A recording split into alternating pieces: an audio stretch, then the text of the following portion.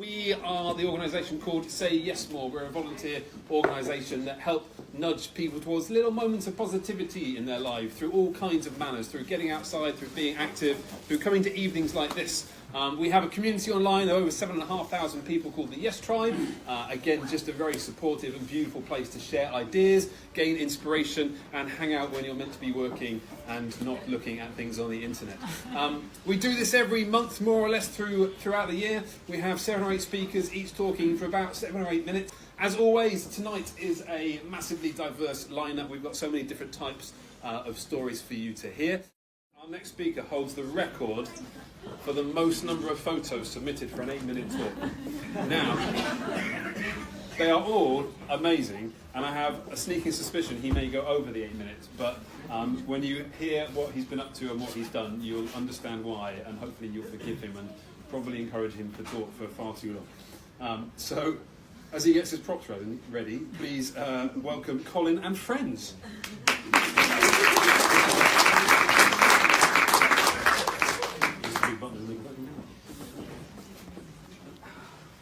Good evening, ladies and gentlemen. I normally talk for about 2 hours, so but I love a challenge, and Andy and Dave have set up this fantastic challenge to try and explain what is 10 years of preparation and 4 years of journey into 8 minutes, which is, sorry, it's about 9.5. This is the best I can do. You can do it, Colin. Okay, yeah, I have to talk slowly. It's not going to make sense. You're just going to get a flavour of what I tried to achieve, because simply it's not possible to explain. But it is a good challenge, but I've also got to try and put a positive note on, because this is a yes event, isn't it? But unfortunately, life for me isn't really that fair, and a lot of people say no to everything I try and do. So I'll try and be positive, but it's not really that easy. So do we have a? Can I just click on The big button in the middle. There we go. So what's it about? It's about building a plane, obviously, and trying to fly it around the world is what we do. So I have notes because. No, that's as simple as that. I have notes because building a plane isn't that difficult. A brickie builds a house, a car mechanic builds a car. I'm an aircraft mechanic by trade, and so to build a plane, it's not difficult. It's not a complicated plane. It's very tiny. We could easily fit it in here. So really, everyone goes, wow, no. It's just everyone's got their own trade, and it's my job, so I can build it. But unfortunately, I'm also a pilot. Now, pilots haven't really got a good reputation. Quagmire, does anyone know Quagmire, Family Guy? Basically sums up most of pilots, and I try and get away from that because I actually fly because I enjoy flying. I like getting off the ground, being in the air, seeing the view is beautiful, of course, but I do aerobatics and just the sensation, that third, it's just fantastic. I love that. But so some pilots, they like flying because they want to wear a leather jacket or wear a shirt with 4 bars and lots of pens and so on, and they like being a pilot rather than flying. And I'm not anti anything, but I really don't like that side of aviation. But I'll turn up at an event and hey, Colin's coming, great, and I'll jump out of the plane and I'm wearing a baggies and a hoodie, and they go, he doesn't even look like a pilot. So, but wearing a leather jacket doesn't make you fly better or you handle the aircraft. So I really have this sort of argument with aviation. I struggle with it immensely. But I know also struggle with myself because I am selfish and I am stubborn.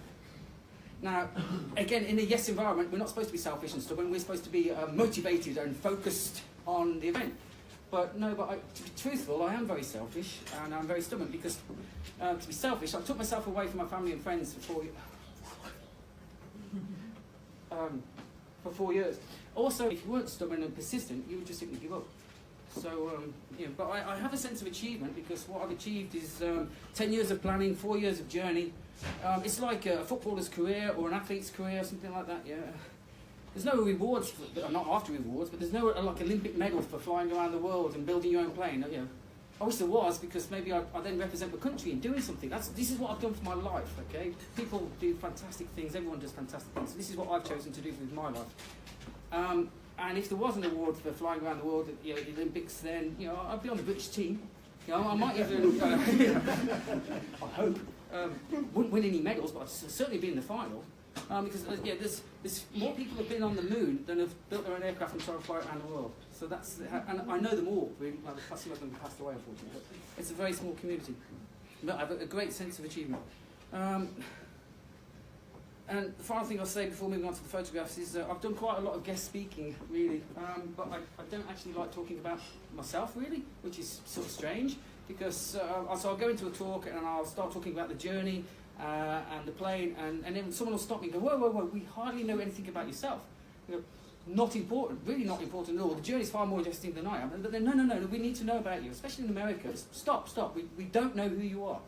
And I still don't really like talking about who I am, it's personal. But they'll say, well, why are you doing this?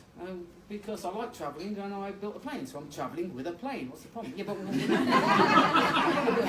for what reason?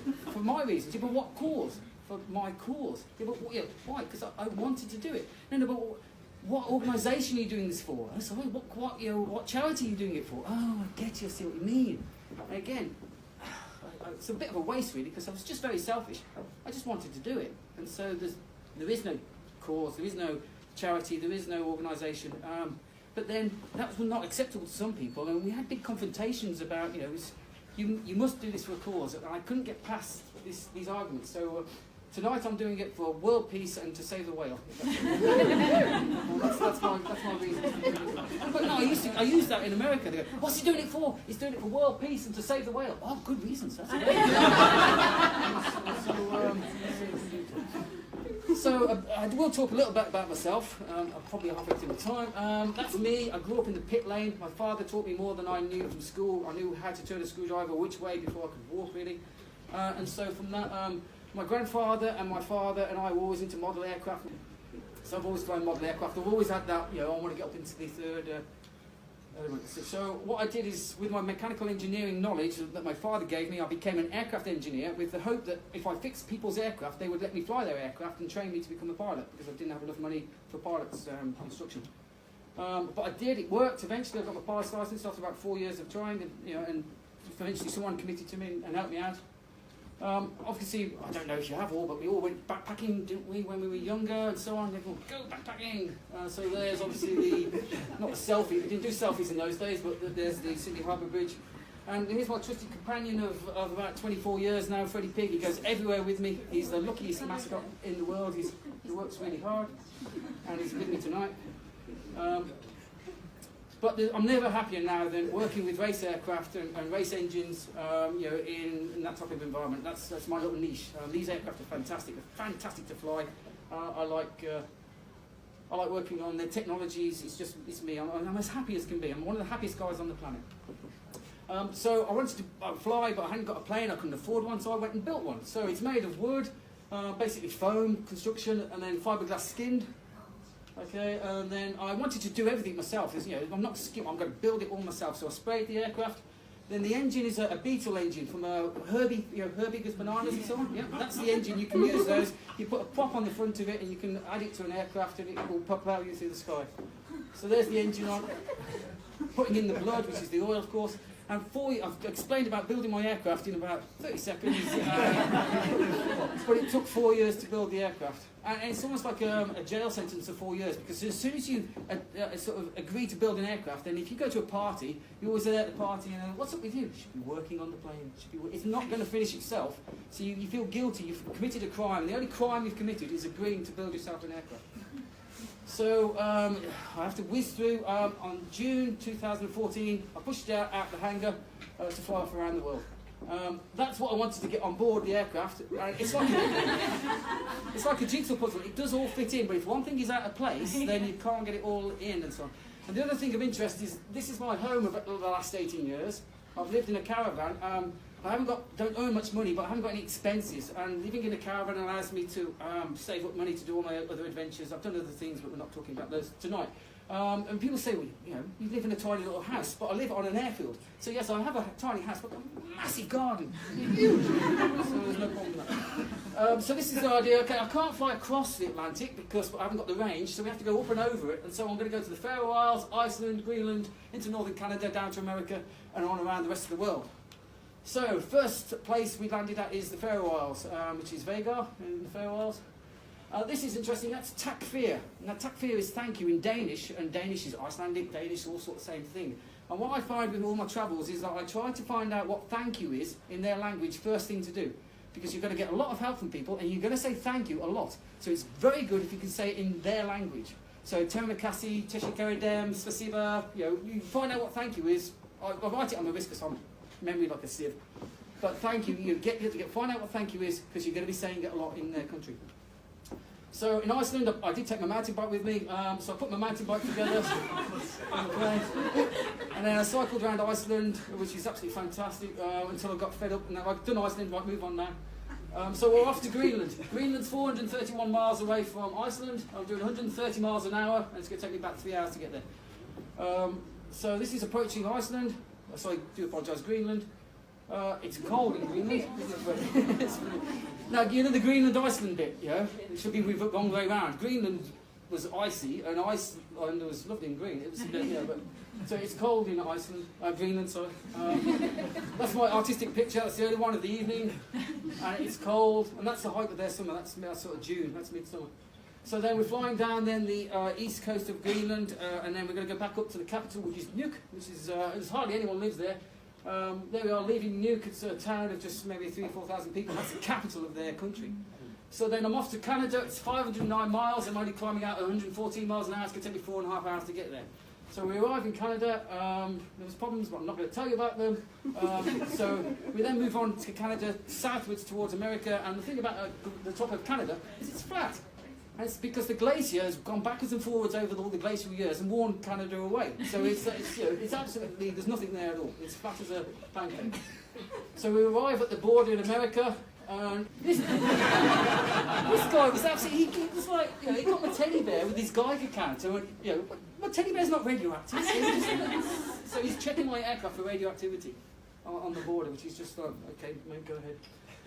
So this is like the mecca for building your own aircraft. All these little dots are someone has built their own aircraft. Aviation in America is just something different. It really is. And to be part of that was... When I landed, they went, where did you come from? You come from Wisconsin or Illinois? You went, I come from Great Britain. And I went, so this is the main entrance. They put my aircraft right at the main entrance, which is big party. So after Oshkosh, I flew off. I went around America in a quick buzz to see sites like the Crater Thingy in Arizona. That's the VLA, the Very Large Array, in the Arizona deserts as well. The oil wells of Dallas region, and then actually you have to sometimes swap and get your washing and drying done. But then moving on to out to Florida and out to the Bahamas, which was lovely. Flipping hot in the Bahamas compared to Iceland, but lovely as well. Then up north up to that's Manhattan, isn't it? So that's Statue of Liberty, and then you can actually fly crazy past Manhattan. It's really, you're looking up at the skyscrapers. It's fantastic. And of course, you have the aircraft that landed in the Hudson, just here, but it wasn't there that day.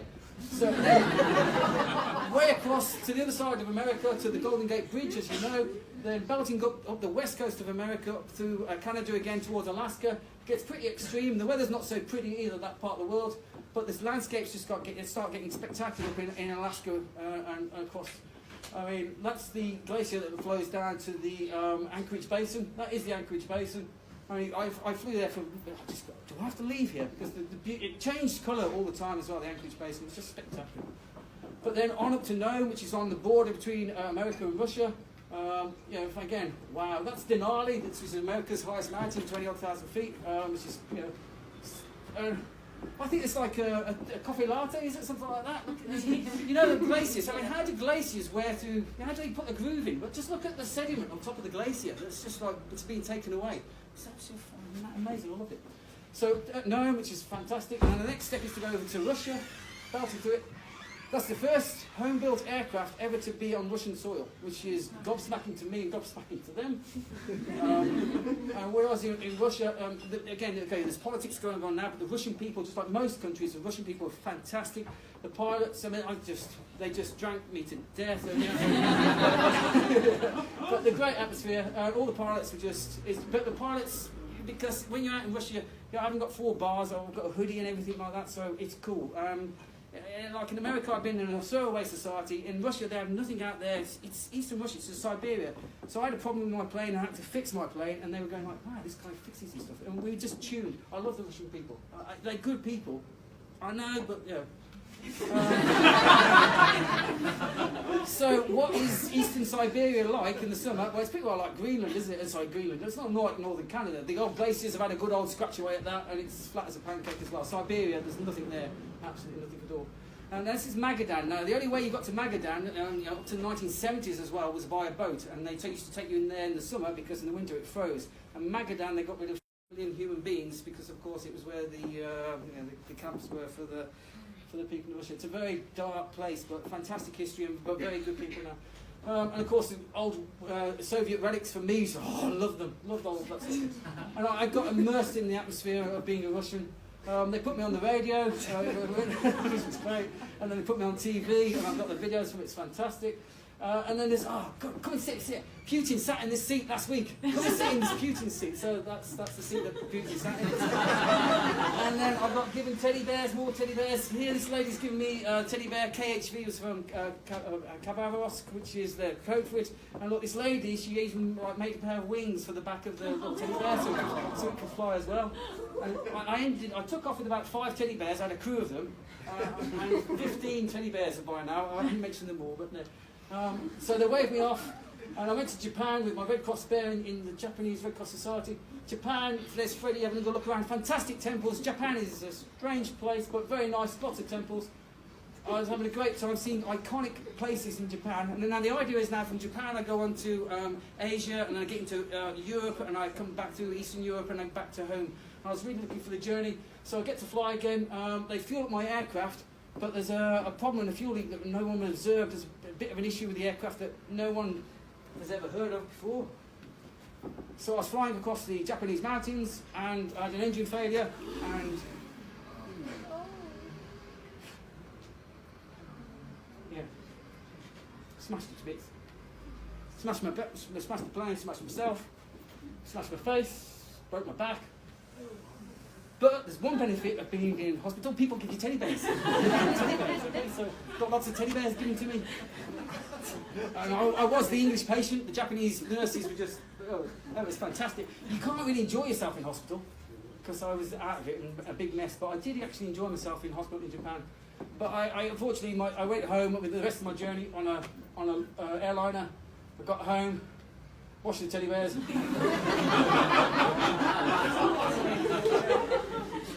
And I'm back home, and I've been back home ever since. And that's the end of my story.